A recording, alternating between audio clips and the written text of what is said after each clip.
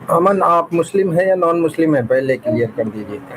जी, मैं मुस्लिम नहीं हूँ, मैं एथेइस्ट हूँ, ठीक। एग्नोस्टिक। एग्नोस्टिक है कि एथिस्ट है? एग्नोस्टिक। एग्नोस्टिक है, चलो जी। चले ठीक है, आगे। तो पहले क्या थे? पहले मैं पहले हिंदू था। ठीक, सही है। तो किस चीज ने आपको एग्नोस्टिक बनाया?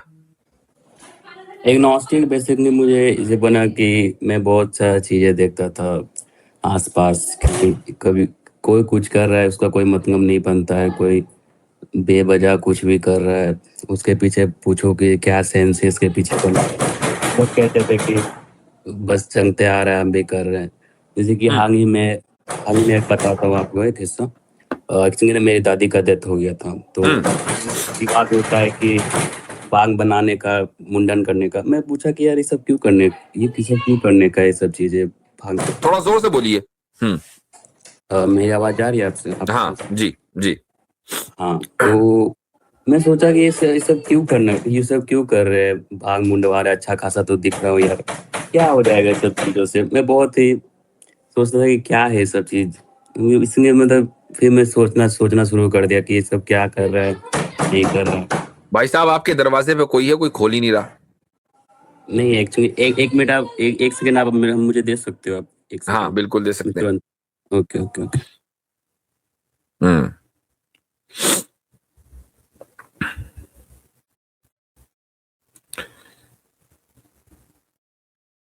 कोई बहुत ही ज्यादा इमरजेंसी में लग रहा था।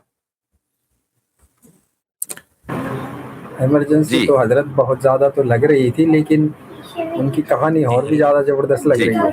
जी। हेलो। हाँ जी, शुरू करें। हाँ, एक मिनट, एक मिनट। कुछ नहीं, यही सब चीज सोचते हुए मैंने सोचा कि यार ये सब चीज क्या कर रहा है, नहीं कर रहा, मुझे कुछ समझ नहीं आया। मैं बहुत कुछ सोचना शुरू कर दिया कि यार सब क्यों कर रहे हैं यार।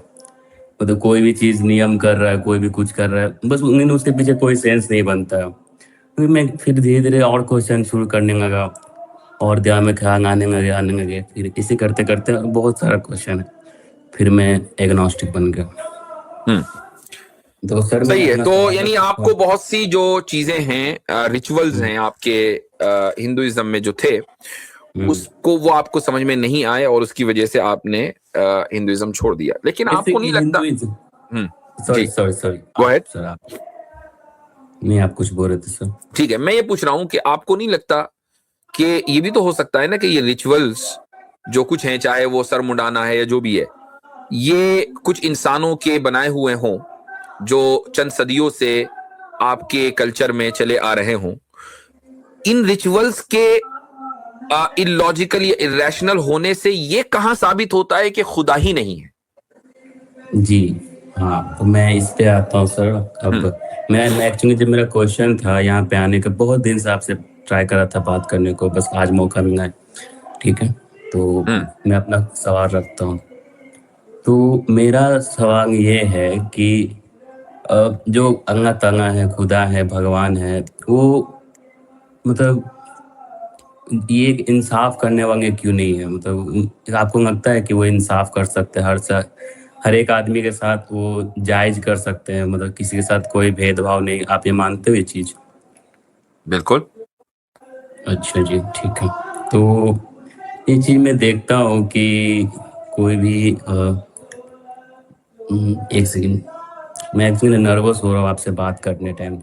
नहीं नहीं, बिल्कुल खुलकर बात करें, नर्वस होने की जरूरत नहीं है।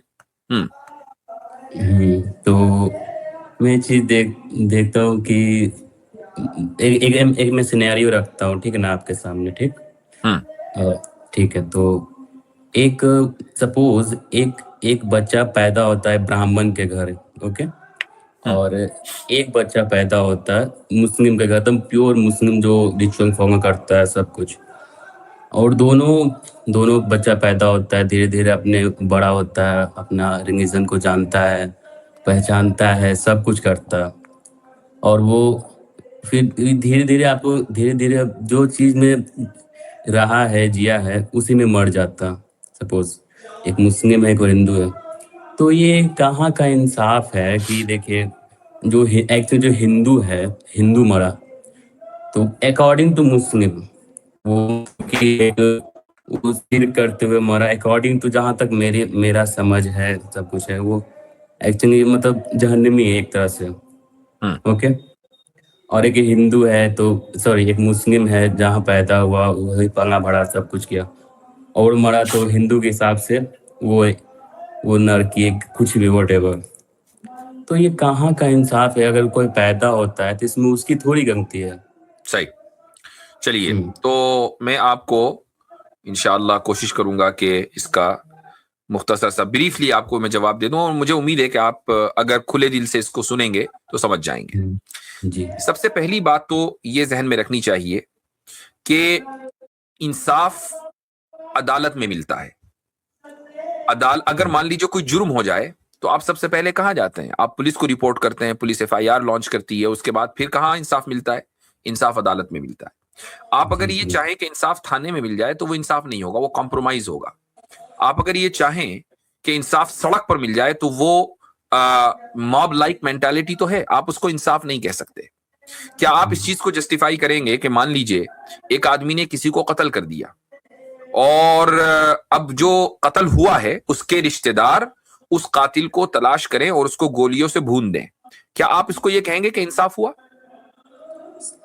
मतलब कोई कत्ल किया क्या? सॉरी सर, किसी मसलन कातिल ने कत्ल किया, मर्डरर ने मर्डर कर दिया, ठीक है। अब जो जिसका मर्डर हुआ उसके रिश्तेदारों ने मर्डरर को तलाश करके उसको गोलियों से भून दिया सड़क पर, जी, क्या आप इसको इंसाफ कहेंगे? नहीं, ये तो कानूनी कहा जाए तो इंसाफ नहीं हो सकता।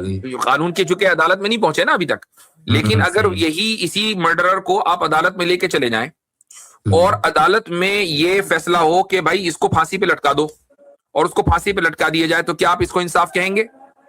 जी, बिल्कुल कहेंगे। इसका मतलब ये हुआ कि इंसाफ कहाँ मिलता है? अदालत में मिलता है, ठीक है। हाँ, इंसान की बनाई हुई अदालत है तो कहीं कहीं अदालतों में गड़बड़ियां भी हो जाती हैं, चूंकि इंसान फैसला करने वाला है। लेकिन at the end of the day हम सब ये मानते हैं कि इंसाफ के लिए जाना अदालत में है। ये उसूल, ये प्रिंसिपल सबको पता है। समझ में आ गई यहां तक बात? अच्छा, अब अल्लाह ताला ने, खुदा ने, सुप्रीम बीइंग ने, जिसने इस कायनात को बनाया है, उसने ये कहा है कि भाई आप, तुम लोग इस दुनिया में हो, इस दुनिया में रहने के ये उसूल हैं, ये रूल्स हैं, ये लॉज हैं। इन लॉज को फॉलो करना है। किसी को कत्ल नहीं करना, चोरी नहीं करनी, करप्शन नहीं करना, किसी की बैकबाइटिंग नहीं करनी, किसी का स्लैंडर नहीं करना, वगैरह वगैरह वगैरह, सारे पूरे उसूल दे दिए। जिंदगी सच्चाई के साथ गुजारनी है, ईमानदारी के साथ गुजारनी है। ये पूरी एक लिस्ट है रूल्स की, लॉ एंड ऑर्डर की। उन लॉ एंड ऑर्डर को फॉलो करना है। अब अगर किसी ने, अच्छा, इसी तरीके से एक दूसरे का के जो राइट्स हैं उसको नहीं टच नहीं करना है, किसी की वायलेट नहीं करना। अगर तुम ये सब करोगे तो मेरी अदालत में फैसला होगा। अब ये अदालत कहाँ है? ये अदालत इस दुनिया में तो है नहीं। ये अदालत तो मरने के बाद कायम होनी है। अल्लाह ने खुद ही कह रखा है कि मरने के बाद जब जिंदा करूंगा तो अदालत तो उस वक्त जो है इंसाफ की तराजू कायम होगी और वहां इंसाफ होगा। तो इंसाफ अदालत में होता है। अदालत खुदा की इस दुनिया में नहीं है, वो अदालत मरने के बाद आखिरत में है और वहां इंसाफ होना है। तो इस तरीके से हम सड़क पर इंसाफ नहीं मांगते, हम थाने में इंसाफ नहीं मांगते, हम खुद इंसाफ कायम नहीं करते, हम अदालत का दरवाजा खटखटाते हैं। और ये सारी दुनिया की का इसके ऊपर इत्तेफाक है, एग्रीमेंट है। ऐसे ही खुदा के मामले में भी खुदा की अदालत जहां पर भी कायम होगी वहां पे जाना पड़ेगा। इस दुनिया में अदालत खुदा की नहीं है, उसने कायम ही नहीं की। तो पहली बात तो ये हो गई, ठीक है। अब इससे ये साबित हुआ कि इस दुनिया में जो जुल्म आप देखते हैं, इस दुनिया में जो इनइक्वालिटी देखते हैं, मसलन एक बच्चा पैदा हुआ ब्राह्मण के घर, दूसरा बच्चा पैदा हुआ एक शूद्र के घर, ठीक है। दोनों में जमीन आसमान का फर्क है, दोनों के राइट्स में फर्क है, दोनों की रिस्पेक्ट में फर्क है। ये फर्क किसने किया? ये खुदा ने किया फर्क? नहीं, ये फर्क तो सोसाइटी ने किया ना।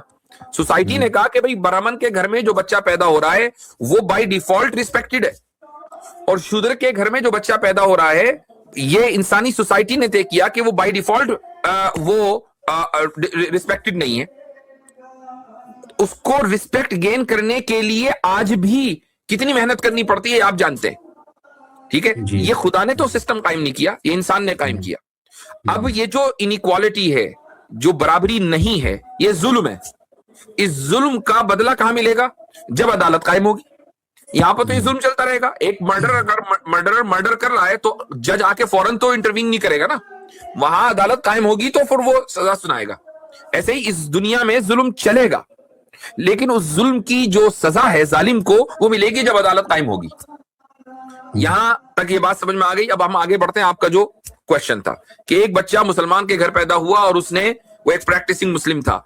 एक दूसरा बच्चा ब्राह्मण के घर पैदा हुआ, वो एक प्रैक्टिसिंग हिंदू था, और उस बच्चे को इस्लाम के बारे में कुछ नहीं पता था।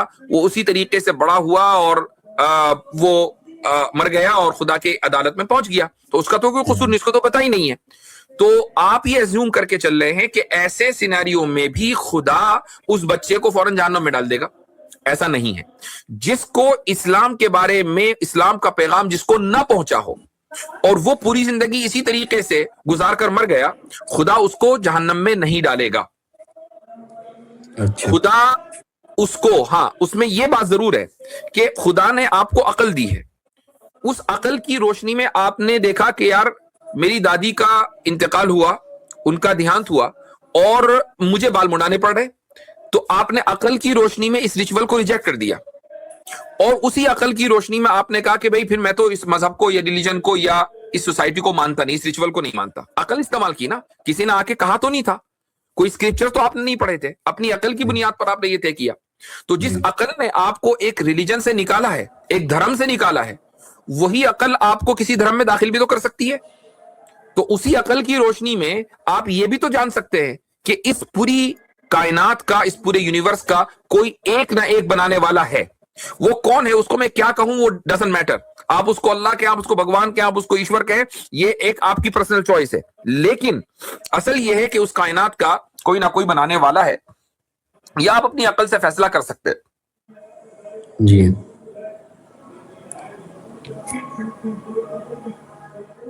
Hello, just a second.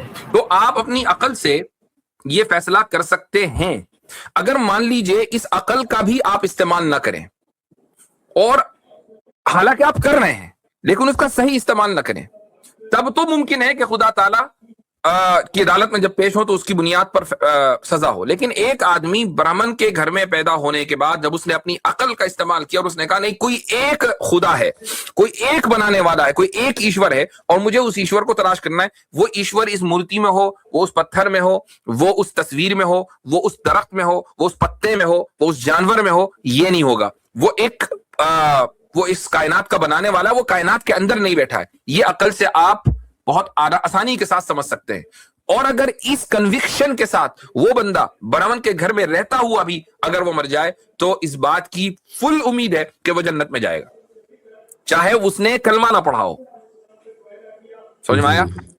समझ गया। अच्छा, ठीक है, आपकी बात को सुना तो ठीक है। और मैं ये कहना चाहता हूँ कि अगर कोई ब्राह्मण के घर पैदा हो रहा है, वो मतलब सब रिचुअल निभाएगा, पूजा करेगा, पूजा पाठ करेगा, जंग चढ़ाएगा, सब कुछ करेगा, जो इस्लाम में सब कुछ मतलब बहुत बड़ा जुर्म है। ठीक, तो अगर सपोज वो मुस्लिम बनता है, कुछ भी करता है, वो तो फिर अगर वो अपने पापा को बताएगा, अपने फैमिली में बताएगा, फिर उसको बहुत निंदा किया जाएगा, बहुत बड़ा बुरा भंगा बनेगा। आज की सोसाइटी में यहाँ तक है कि मार भी सकता है, मतलब मारपीट करेगा, पूरा सब कुछ करेगा। तो इसमें उस बेचारे, अगर वो क्रिटिकल थिंकिंग कर रहा है, सपोज अगर वो इस्लाम के बारे में जान रहा है, उसको मतलब पसंद आ गया, लेकिन वो तो यहाँ पे फंस गया ना हिंदू के घर पैदा लेके, क्योंकि वो तो ब्राह्मण के घर पैदा हुआ। उसको पूरा सोसाइटी है, करोड़ों लोग है उसके साथ सोसाइटी में, उसको सोसाइटी वो जीने नहीं देंगे क्योंकि यार तुम मुस्लिम क्यों बना, क्यों ऐसा किया। उसको तो भाई एक मिनट सर, गो अहेड। जी। तो वो तो बेचारा जिंदगी भर तो उसका तो फैमिली खत्म हो गया ना। ये जो मुस्लिम के घर पैदा हुआ है, वो तो उसका तो फैमिली अपना सब कुछ है, वो खुश है। लेकिन जो हिंदू के घर पैदा हुआ है, उसको अगर बिलीव होता है, खोजता है कि खुदा इस्लाम में है, हिंदू में कुछ नहीं है सब, उसका तो फैमिली तबाह हो गया। ये तो सरासर नाइंसाफी है। अगर भगवान उसको पैदा कर रहे हैं, ये तो नाइंसाफी है उसके साथ, क्योंकि तो उसका तो पूरा फैमिली तबाह हो गया। अब वो यहाँ से अब क्या करे, वो क्या कर सकता है, वो बताइए। अब ये नाइंसाफी नहीं है तो और क्या है? चले, अच्छा एक बात बताएं आप कि अगर मान लीजिए आपको पता हो कि मेरी फैमिली झूठी है, मैं एक मिसाल दे रहा हूं, ये नहीं कह रहा हूं कि फैमिली झूठी है, नहीं हाइपोथेटिकली नहीं स्पीकिंग, है ना, ओके ओके हाइपोथेटिकली स्पीकिंग, आपको पता है यार मेरी फैमिली झूठी है, हिपोक्रेट है, ये हमेशा झूठ पे चलते हैं, सच पे चलते ही नहीं है, पूरी पूरी फैमिली, पूरा मोहल्ला ऐसा ही हो मसलन, ठीक है, मसलन आप एक करप्ट सोसाइटी में पैदा हो, जहां करप्शन ही करप्शन होता हो, लूट मार हो, चोरों के घर पैदा हो गए हो, ठीक है, और आप ये कहें कि मैं चोरी नहीं होने दूंगा, मैं खुद चोरी नहीं करूंगा, किसी को करप्शन नहीं करने दूंगा, क्या होगा आपके साथ? क्या मतलब, सॉरी? आप ये कहें कि आप अगर चोरों के घर पैदा हो गए हो, चोरों के महल्ले में पैदा हो गए हो, जहां लूट खसोट करने वाले लोग हो, करप्शन करने वाले हो, और आप अपने कॉन्शियसनेस को सुने और ये कहें कि मैं चोरी नहीं होने दूंगा, मैं करप्शन नहीं होने दूंगा, ना खुद करूंगा ना करने दूंगा, तो आपके साथ क्या होगा? जाहिर सी बात है, वो जबरदस्ती करेंगे मेरे साथ कि तुम भी चोरी करो, सब कुछ करो। तो आप उस चोरी को सही समझेंगे? कहेंगे यार चलो जबरदस्ती कर रहे हैं यार, ये तो नाइंसाफी है, मुझे तो चोरी कर लेनी चाहिए। गलत समझूंगा मैं उसको, गलत समझेंगे ना? तो बिल्कुल ऐसा ही सच्चाई और झूठ का मामला है। अगर आप किसी ऐसे सोसाइटी में हैं कि जहां सच्चाई नहीं है और आपको सच्चाई मिल गई, आपको हक मिल गया जी, तो इट डजंट मैटर कि दुनिया क्या कह रही है, आपको अपनी कॉन्शियसनेस की आवाज सुननी चाहिए, दिल की आवाज सुनेंगे और आप उस हक के रास्ते पर चलेंगे। हाँ, यह जरूरी नहीं है कि हक के रास्ते पर चलने का आप पहले ही दिन ऐलान भी कर दें और ये कहे कि भाई तुम सब गलत, मैंने सच्चाई को पा लिया और अब मैं तुम सबको सच्चाई पे लाकर रहूंगा। हिकमत के साथ, विजडम के साथ आप चलेंगे ना। आप पहले अपने दिल में उस हक को लेकर आएंगे, दिल के साथ आहिस्ता आहिस्ता जिंदगी में लेकर आएंगे। हर चीज ग्रेजुअली होती है, ऐसे नहीं होता कि आपने एक दिन सोचा कि यार चलो मुझे ये वाली बात माननी है और उसके बाद पूरी सोसाइटी के ऊपर आप उसको थोप दे जबरदस्ती, तो जाहिर है कि फिर तो रेजिस्टेंस होगा। तो जी, इससे तो सर उसका फैमिली तो खत्म हो गया ना, इससे तो उसकी पूरी खुशियां कितनी ही खत्म हो गई। फैमिलियां ऐसी हैं कि उन्होंने अपने बच्चों की वजह से उन्होंने अपने बच्चों को स्पेस दिया कि ठीक है अगर तुम दूसरे रास्ते पर चलना चाहते हो तो चलो, हम तुम्हारे साथ हैं, हम नहीं कर रहे एक्सेप्ट, लेकिन चलो ठीक है। और जब उन्होंने अपने बच्चों को सच्चाई के रास्ते पर चलते हुए देखा और मोरली बेहतर होते हुए देखा तो उन्होंने भी उस सच्चाई के रास्ते को कबूल किया। आपको क्या लगता है इंडिया, पाकिस्तान, बांग्लादेश की जो लार्जर पॉपुलेशन है, ये सारे के सारे अरब है? नहीं, ये इनके फोर फादर ने कभी इस्लाम तो कबूल किया होगा ना? जी बिल्कुल। उनमें से अक्सरियत वही है कि जिनके फोर फादर्स ने इस्लाम कबूल किया था। तो अगर सब लोग ये सोचते कि यार हमारी फैमिली तो खत्म, तो कोई भी सच्चाई के रास्ते पे ना चलता। आज ये इतनी बड़ी पॉपुलेशन फैमिली के साथ आप जो देख रहे हैं, किस तरह देख रहे हैं? एक की फैमिली है तो फैमिली तो खत्म नहीं हुई। मतलब फैमिली तो ठीक है, फैमिली खत्म नहीं होती, उससे तो मन मुटाव हो गया ना, उससे तो कोई वास्ता नहीं रखेगा। अब आप जब भी अच्छाई और बुराई के दरमियान फर्क करेंगे और पूरी सोसाइटी मान लीजिए बुराई को अच्छाई समझती हो और आप उसके खिलाफ जा रहे हैं, तो दिल में तो बात आएगी ही आएगी, क्यों नहीं आएगी? और यहाँ पे ये बात भी हजरत की, क्या सिर्फ मन मुटाव इसी वजह से होता है या कोई और वजह भी है जो मन मुटाव? दसियों वजह है। अभी आप देख ले, ये जेंजी का प्रोटेस्ट हुआ, ठीक है, नौजवान आगे जंतर मंतर पर, और कितने ही नौजवान ऐसे थे जिनकी जो लड़कर अपने माँ बाप से आए, हमें तो जाना है क्यों। ये नहीं कि बच्चों की सेफ्टी की वजह से थे, नहीं, जो बड़े थे वो उस पार्टी के सपोर्टर थे जिस पार्टी के खिलाफ ये सारा प्रोटेस्ट हो रहा था।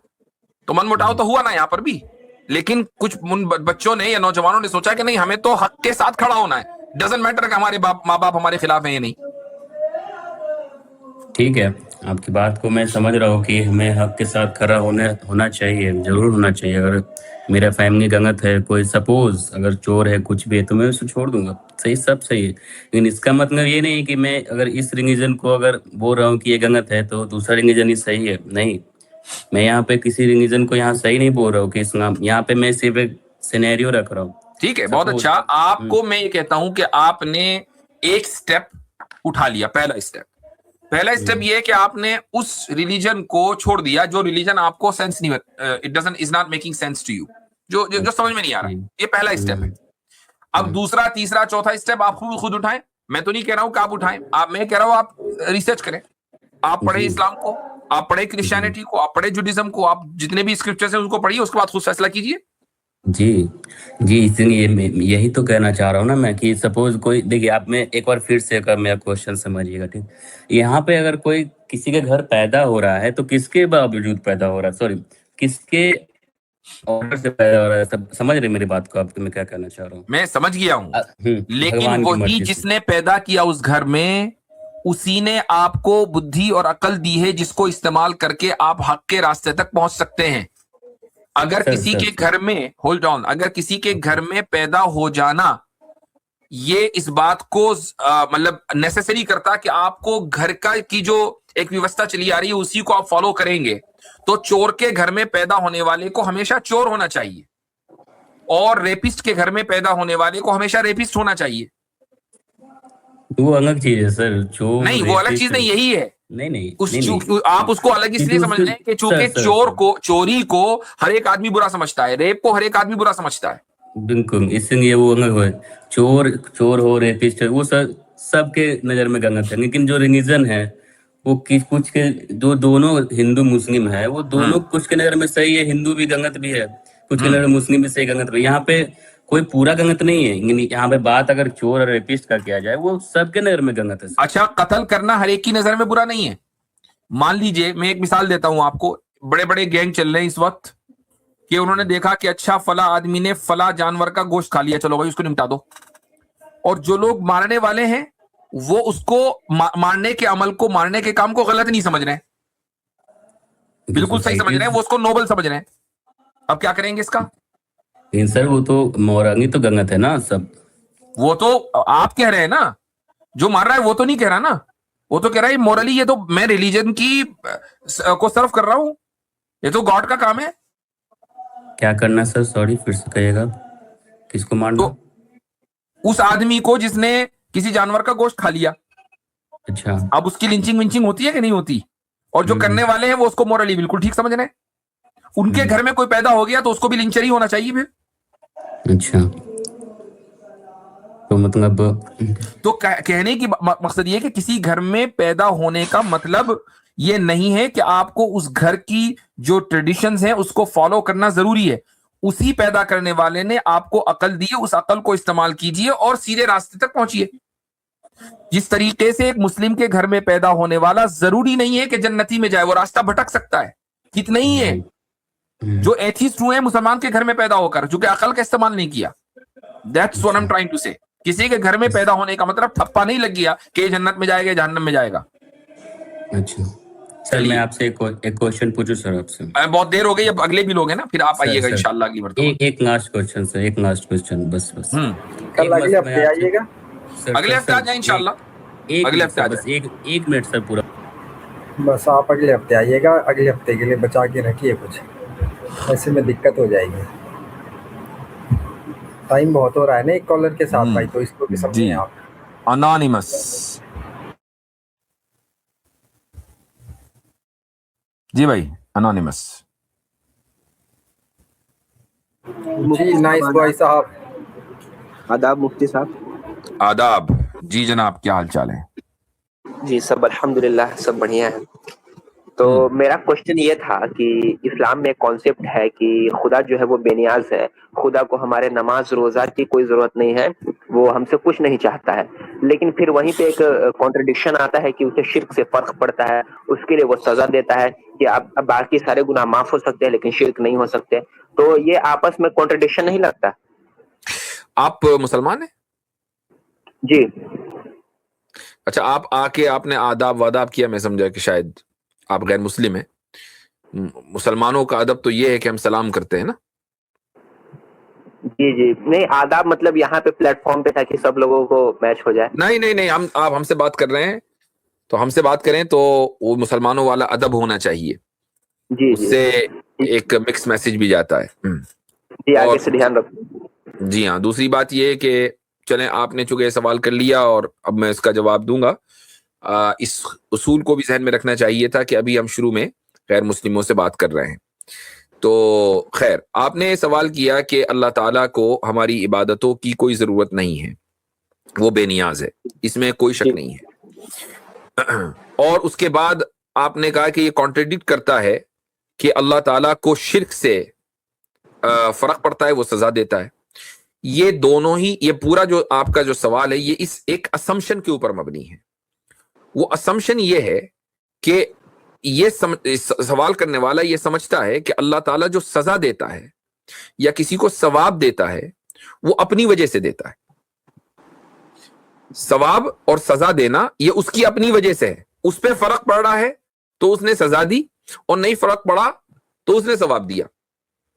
हालांकि ऐसा नहीं है, सवाब देना और सजा देना ये हमारी वजह से है। हाँ, अल्लाह ताला की सिफात में एक सिफत है इंसाफ करने कायम करने वाले की, आदल। अल अदल का मतलब है इंसाफ कायम करने वाला। तो खुदा की जात, जिस तरीके से खुदा की जमीन में इंसाफ कायम करना जरूरी है, इसी तरह खुदा के साथ भी इंसाफ कायम करना जरूरी है। और खुदा के साथ इंसाफ कब होगा? कि जब एक को एक ही समझा जाए, एक को अनेक ना समझा जाए। तो अगर कोई खुदा के साथ ही ना इंसाफी करने लगे तो जाहिर है कि उसको सजा तो दी जाएगी। इससे खुदा पे फर्क नहीं पड़ा, इससे इंसान के ऊपर फर्क पड़ा। अगर खुदा के ऊपर फर्क पड़ता तो जैसे ही एक इंसान शिर्क करता तो फौरन उसको सजा दी जाती, कोई जहन्नम से या आसमान से आग का कोई बगोला आता और उस शख्स को भस्म कर देता। लेकिन ऐसा तो नहीं होता। यानी इससे यह साबित हुआ कि अल्लाह ताला ने जो कानून बनाया है वो इंसाफ की वजह से बनाया है। रही ये बात कि अगर आप पूरे दिन नमाज पढ़ेंगे, पूरा दिन रोजा रखेंगे, पूरी रात कुरान पढ़ेंगे, तो इसका फायदा अल्लाह को नहीं मिलना है, इसका फायदा आप ही को मिलना है। तो सवाब भी आप ही की वजह से और आपके लिए, और सजा भी आप ही की वजह से और आपके लिए। अल्लाह की जात पे कोई फर्क पड़ने वाला नहीं है। दूसरी बात, अगर अल्लाह ताला को फर्क पड़ता शिर्क करने से, बंदों के शिर्क करने से, तो आपको क्या लगता है फरिश्ते कुछ शिर्क विर्क कर रहे थे या सारे फरिश्ते इबादत ही कर रहे थे? कुरान के मुताबिक फरिश्तों के बारे में क्या है? ला यासून अल्लाह मा अमरहुम व यफअलून मा युमरून, के अल्लाह जो उनको हुक्म देता है वो नाफरमानी नहीं करते, जो उनको कहा जाता है वही करते हैं। तो अगर अल्लाह को यही चाहिए था तो वो तो हो ही रहा था। तो अगर उसको शिर्क से फर्क पड़ता तो फिर अल्लाह को कभी भी इंसान को पैदा नहीं करना चाहिए था, क्योंकि उसको ये मालूम था कि इन इंसानों में से कुछ लोग शिर्क करेंगे। फरिश्ते काफी थे उसकी इबादत करने के लिए। अगर उसको इबादत चाहिए होती, इबादत की इसको जरूरत होती, तो वो जरूरत पूरी हो रही थी। तो इंसान की कतन कोई जरूरत नहीं थी। समझ में आया? हाँ, अच्छा, लेकिन आपको एक बात सुन के ताज्जुब नहीं हुआ कि एक मुसलमान ऐसा सवाल कर रहा है? कि मतलब ये तो अक्सर गैर मुस्लिम सवाल करते हैं या कुछ जो एक्स मुस्लिम हो जाते हैं। नहीं, कोई ताज्जुब नहीं हुआ। आजकल मुसलमान एक से ज्यादा बढ़कर एक सवाल करते हैं। तो लेकिन देखिए, इसमें एक और बात है कि अगर आप कह रहे हैं कि अल्लाह कोई फर्क नहीं पड़ता है, सचमुच अगर फर्क नहीं पड़ता, तो यहाँ पे जो कहा जाता है कि अगर आप इंसाफ की बात कर रहे हैं, तो जब किसी को नुकसान पहुंचता है तभी किसी को सजा दी जाती है। जब अल्लाह को कोई नुकसान ही नहीं पहुंच रहा तो वो माफ शिर्क क्यों नहीं कर सकता है? मतलब वो क्या खुद के बनाए हुए कानून पे मजबूर है? इसलिए कि नुकसान का ताल्लुक अल्लाह से नहीं है, नुकसान का ताल्लुक इंसानी सोसाइटी से है। अल्लाह हरगिज ये अलाउ नहीं करेगा कि आप किसी दूसरे को नुकसान पहुंचाएं। अल्लाह को तो आप नुकसान पहुंचा ही नहीं सकते। लेकिन शिर्क करके या गुनाह करके या कुछ भी करके आप एक इंसानी सोसाइटी को नुकसान पहुंचा रहे हैं। चूंकि सबसे बड़ी नाइंसाफी शिर्क है। जब सबसे बड़ी नाइंसाफी शिर्क है तो बाकी जो नाइंसाफियां है वो तो उसके साथ आएंगी आएंगी। तो जो इंसान सबसे बड़ी नाइंसाफी करता हो वो छोटी नाइंसाफी भी कर सकता है, और इस तरीके से जो एक ह्यूमन सिविलाइजेशन है वो मुतासिर हो जाती है और वो इंसाफ पसंद नहीं रहती है। इसलिए अल्लाह ताला आखिरत में सजा देगा, वरना अल्लाह की जात को कोई फर्क नहीं पड़ा। आप इसका मुझे जवाब दे दीजिए कि अल्लाह ने फिर हमें पैदा ही क्यों किया, जब उसको तो पता था ना कि लोग शिर्क करेंगे। इबादत और उसको मिल रही थी, उसको अगर इबादत ही चाहिए होती और शिर्क से उसको फर्क पड़ता। इसका जवाब दे दे। लेकिन मुफ्ती साहब माशाल्लाह आपने क्या जवाब दिया है। अक्सर मैंने जितने भी मौलाना से या कितने भी मुफ्ती से सवाल का जवाब पूछा है तो वो बस यही कह रहते हैं कि हमारे अक्ल की एक हद है, हमारा अक्ल एक लिमिटेड है, इस वजह से हम अल्लाह की हिकमत को नहीं समझ सकते, इसलिए आपको सवाल नहीं करना चाहिए। लेकिन आपने क्या जवाब दिया माशाल्लाह कि आपने मतलब उस चीज को बिल्कुल एक्सप्लेन करके बताया कि आखिर ऐसा क्यों है। मैं आपके सवाल से मुतमईन हो चुका हूँ। चले, जज़ाकुमुल्लाह खैरन। जी ठीक है, चले भाई। अद्दाल्लु अलल खैरि कफ़ाइलिही। नबी करीम सल्लल्लाहु अलैहि वसल्लम का इरशाद है कि खैर के काम का रास्ता बताने वाला ऐसा ही है जैसा कि खैर के काम का करने वाला। आप लोगों की अपनी मर्जी है, आपको अगर पसंद आए तो आप सब्सक्राइब करें। हमारा काम है अपनी बात रख देना।